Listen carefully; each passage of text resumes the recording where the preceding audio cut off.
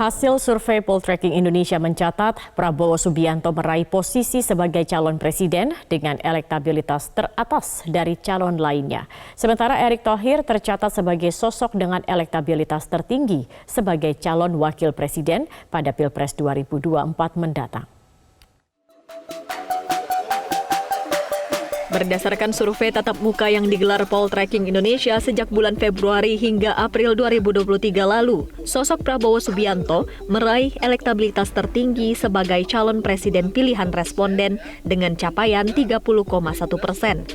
Sementara itu, calon presiden dari PDI Perjuangan yang juga Gubernur Jawa Tengah, Ganjar Pranowo, menempati posisi kedua dengan capaian 28,3%.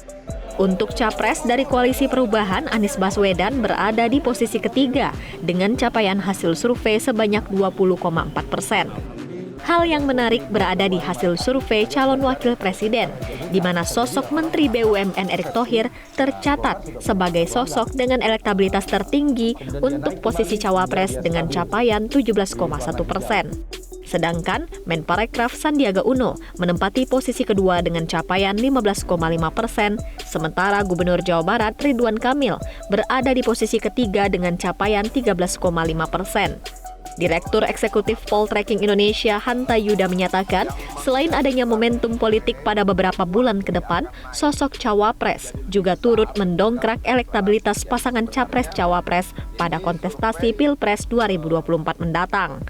Apakah variabel cawapres yang penting? Tentu banyak variabel, multivariabel untuk menentukan kemenangan. Si capres sendiri, dinamikanya, ada variabel di deklarasi dia bisa naik, tapi bisa nggak dia mempertahankan trennya? Kemudian ada isu seperti kemarin sepak bola ya U20. Nah itu juga bisa turun naiknya seorang bisa mempengaruhi. Nah selama 9-10 bulan ke depan itu akan banyak dinamika politik, peristiwa politik yang menyertai. Nah kalau misalnya para capres bisa mempertahankan itu ya saya kira itulah nanti dinamika si capresnya. Dalam politik itu menaikkan elektabilitas butuh waktu. Tapi untuk menurunkan relatif lebih cepat dan bisa instan. Nah itu harus antisipasi para capresnya. Naik dan turunnya, momentum politiknya dan seterusnya. Tentu faktor capres, faktor nomor satu ya. Dan kedua, ya tentu faktor cawapres juga penting. Kenapa penting? Karena dua. Satu, sekarang tidak ada capres incumbent. Yang kedua, capresnya relatif kompetitif, masih mungkin ada kompetisi. Sehingga variabel cawapres menjadi penting, kecuali ada capres yang sendiri 60%. Siapapun cawapresnya nggak terlalu penting bagi dia.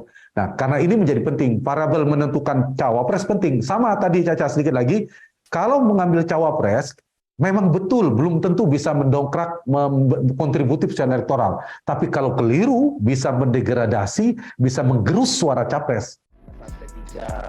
Poltreking Indonesia menggelar survei metode wawancara tatap muka dengan 1.220 responden pada periode Februari hingga April 2023. Metode yang digunakan yakni multi-stage random sampling dengan margin of error kurang lebih 2,9% pada tingkat kepercayaan 95%. Survei dilakukan setelah Ganjar Pranowo menolak Israel pada laga Piala Dunia U20 di Indonesia. Namun survei dilakukan sebelum Ganjar resmi diumumkan sebagai capres oleh PDI Perjuangan. Dari Jakarta, Tim Liputan Media Group Network.